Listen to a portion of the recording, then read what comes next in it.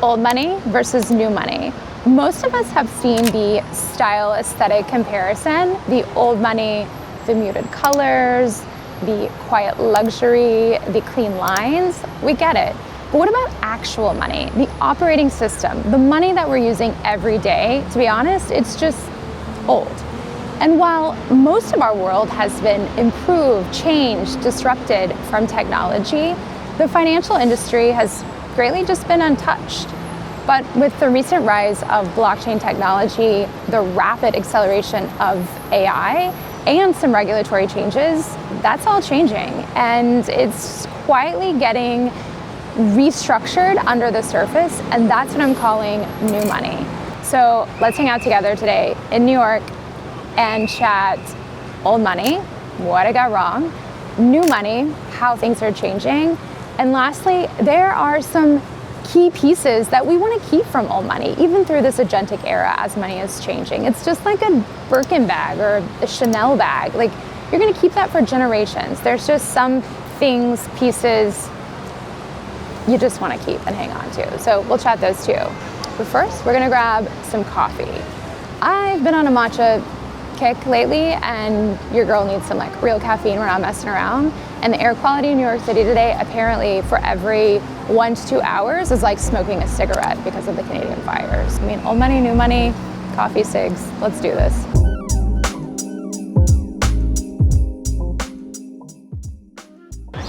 We've secured the caffeine. And walking through New York City very much is a calculation. Like, if it's 12 blocks in one avenue, should I take a train? Where is the train stop? How much faster is it? Where am I? Can I walk? What's the weather like? Do I have an umbrella? I mean, it's always calculating. All right, we are at a special spot here on Madison Avenue, and I'm gonna find a quieter place and tell you why I'm here. So here's the scoop on old money. Old money moves through places and people. You went to the bank, they knew you, they knew the family. You went to your advisor, they understood the goals. You met with the accountants, they understood the tax situation. So humans were acting on behalf of humans, and relationships and people were incredibly important. So this is what I feel is the story of old money when it comes to finance. JP Morgan, 1907. It's November of 1907. The markets are crashing, banks are failing, depositors are lining up in the streets, and there's no backstop, there's no Federal Reserve, there's nothing there to save the system.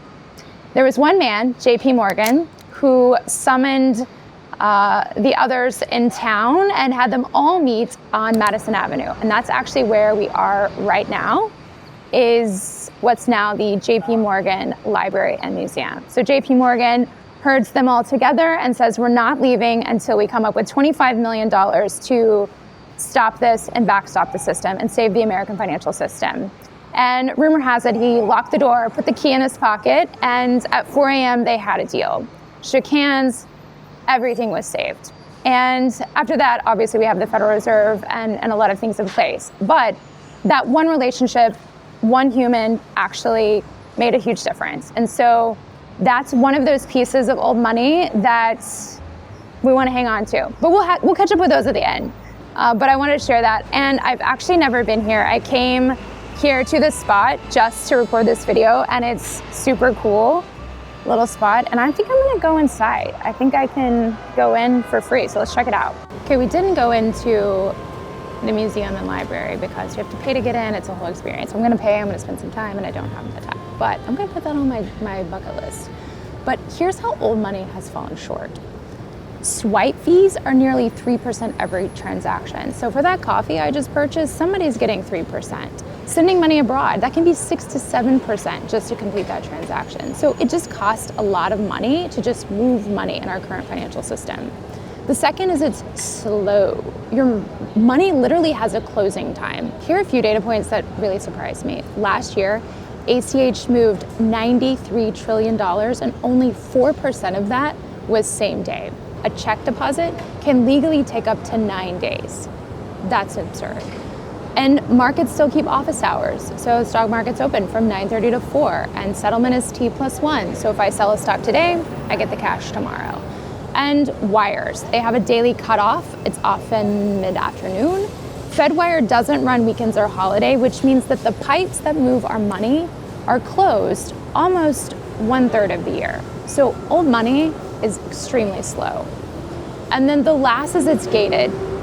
So 21% of adults worldwide are unbanked, which means they don't have access to a bank account or they don't have a bank account. So while that's not something that we think about here in the US that often, but if you look at globally, some of the blockchain technology and crypto rails are actually extremely beneficial for those who are unbanked.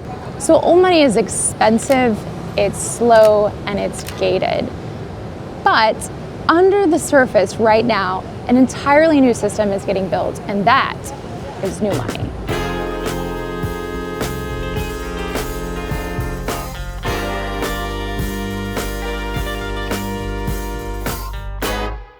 As I'm planning this vid and this conversation, I compartmentalize old money, new money. But you know what? We're living right in the middle of this right now. So while there are two worlds, we're living in this, what are the analogies where you're like trying to fly the plane while you're replacing the engine? That is truly what's happening. Like, I feel that. We are living in two worlds. I received a paper check, like a refund from something yesterday, and pick up my phone, I scan said paper check, and now I wait T plus, I don't know how many days. Meanwhile, I have my laptop running an agent who's paper trading with the Robinhood wallet to test it out, to see how that works. So we're truly living in two different worlds, and we're all living in our own world, right? Like, I'm pretty sure that my grandpa is not running his agent to do a lot of his finances. So we're all living in these different worlds. We're all having different experiences, and we have two systems working at the same time. So I think this is one of those pinnacle moments that we look back on and we're like, what? And how did we do that? Let's go. New day, new money. Okay, here is a day in the life of new money. You wake up, overnight your agent earned money for you. You may no longer even have a traditional job. Income flowed into your wallet as the work was completed, not as a paycheck 2 weeks later. At 8 a.m., your agent divides it automatically, taxes, spending, savings, investments. And by 10:30, the price of, say, a tokenized asset changed, and your agent checks it against your rules, your risk level, liquidity needs, spending limits, and then buys a fraction of it. There's no opening bell. The market is always open. By noon, you buy a coffee and the payment settles instantly. That afternoon, your agent pays someone in another country just as easily. No wire cutoff, no intermediaries. Every transaction is recorded on a shared ledger, giving every party the same confirmation, and there's nothing left to reconcile overnight. By the end of the day, money has been earned, divided, invested, spent, settled without a payday, market hours, and reduced frictions, costs, all the things. So this, my friends, is where we are headed. Maybe not today, maybe not tomorrow, maybe it's just one piece at a time. But eventually, that is where we are moving. And if you're already dabbling in AI and playing around with agents, like, you see the friction there now. My agent can't open an account. My agent, there's just a lot of friction there, right? So we have the tech, but we just don't have the rails and the plumbing to make it happen. So we're headed there. It's getting really loud here. Yeah, new money, baby, new money. Money, money, money, money, money. So it's Friday afternoon in New York City, and we're hanging out, and we've got cigarette era again, seeing people in masks everywhere. It's giving me like 2020 flashbacks. Apparently there's some kind of like lettuce parasite situation. Like, what a time to be alive, you know? It's a time. So I do like a little Friday afternoon if I come into the office to hit any like last minute errands during the week. I don't really have a chance to really get out and about much. So we're gonna hit, I think, Bloomingdale's, pick up something in Sephora really quickly. So before we head back to the train, I'm gonna clarify this old money, new money. Part of it kind of just makes me feel weird because I just feel like if you have your family, you're healthy, you're happy, and you have the resources to maintain your life, it just feels a little judgy to be judging people on the brands that they want to wear, the style that they have, and to maybe elevate one as better than the other. So parts of it just kind of give me a little like, I'm kind of a fan of like, do you? If it looks like new money or old money, like, do your thing if you're happy. There's a lot of people that are portraying a life that maybe they're not super happy about. Ooh, there's Taco Bell. We're gonna avoid that. Definitely avoiding the lettuce. Money, no money. There are people making millions that are miserable. People that are not making millions that are extremely happy. So, you know, we're having some fun with the idea today, but I just want to be serious and say, do your own thing. Like, let's not stress about some sort of stereotype.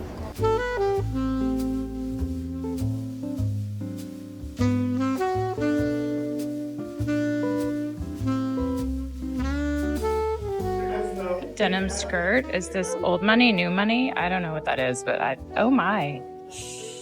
I don't even know what category to put that in. Okay, I'm gonna be honest, I don't like to shop, so I have a gift card. Just gonna have to wait for another day. So just gonna get out of here. We'll just shop online. So with that, we're gonna go to the train. It's not happening. It's time to get out of here.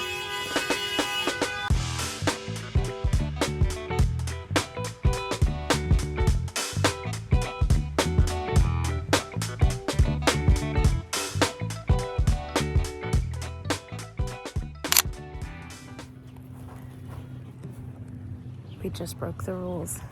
But according to Rick Rubin, rules are just these boundaries that we've all accepted. And outside of physics, really there are no rules. So, and with that, we're gonna head back to the house and finish our run. Start of the weekend. Also, this is why I do not have the old money or the new money jewelry situation happening, because I get home, I go for a run, or back in my Colorado days, go, you know, do some mountain biking or snowboarding, whatever it might be.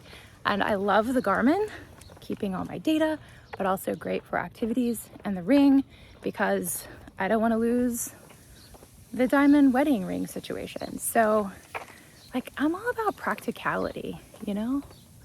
That doesn't always fit into a box, and I get self-conscious about that, you know? When I roll in and I'm at a work dinner or something and I'm like, oof, I look a little odd here. But you know what? You just gotta be you and do you. And that's a collection of maybe a little old money, a little new money, a little no money, a little bit of everything. So it's great. All right, we gotta run now. All right, let's go, Griffers. Yeah. We are about to have an epic Friday night. Some table food, headed to the beach, blankets, chairs. The mister is getting some adult beverages, and it's time to just chill.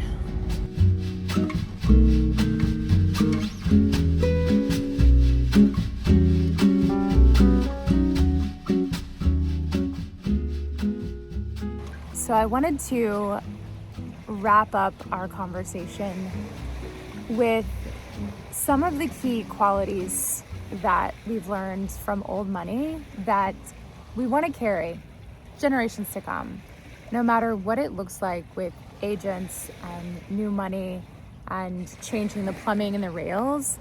There are just a few qualities that we want to hang on to.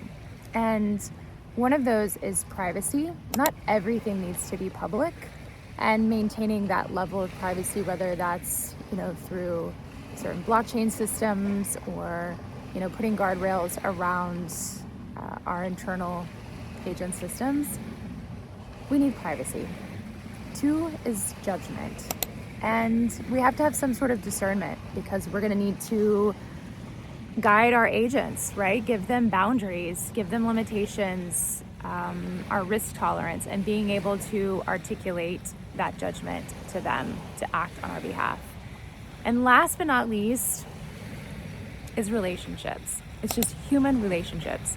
And I've talked about this before, but as we enter the agentic era, you're really seeing everything kind of bifurcate into a barbell.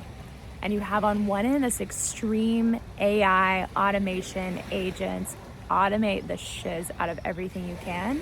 And on the other end is this leaning into, in real life, trust, human relationships, interactions becoming incredibly important. And so as we move into this new agentic era of new money, relationships are not going away. So if anything, humans are going to be a luxury. So having that interaction, that relationship, that trust that you've developed with an advisor, any sort of person that's helping you navigate the world, or just spending time with people, just humans are going to be a luxury. So with that, I'm gonna go spend time with my luxury humans and ease into this weekend. And thanks for hanging out with me today. And yeah, stay curious.